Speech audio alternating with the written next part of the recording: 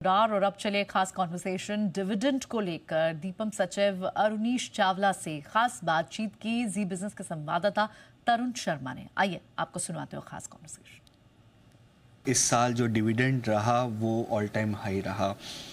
अब उम्मीद आपको 2025 से 26 का जो ईयर है उसमें कैसी लगती है? किस तरीके की परफॉर्मेंस जो है पब्लिक सेक्टर एंटरप्राइजेस की आप देख रहे हैं?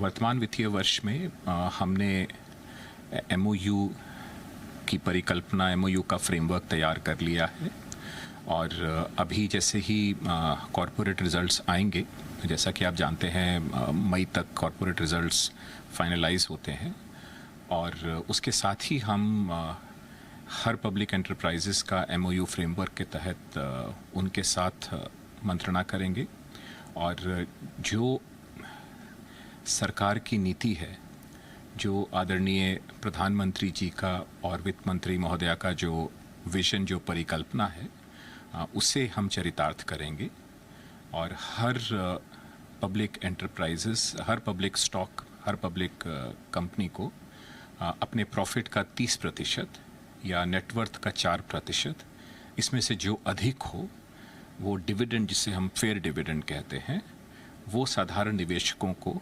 देना पड़ेगा। IDBI एक बड़ा जो हम सुन रहे थे कि काफ़ी एग्रेसिव और लास्ट स्टेज पे है।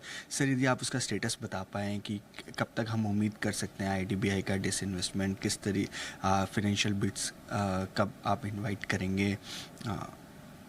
देखिए, मार्केट सेंसिटिव डिटेल्स मेरे लिए देना उचित नहीं होगा, लेकिन मैं इतना आश्वासन दिला सकता हूँ कि सरकार का जो निर्णय था IDBI की स्ट्रेटेजिक डिसइन्वेस्टमेंट का, जिसमें सरकार और LIC दोनों शामिल हैं, हम उस पर कायम हैं और उस पर दिन रात मेहनत कर रहे हैं और उस पर हम आगे बढ़ रहे हैं।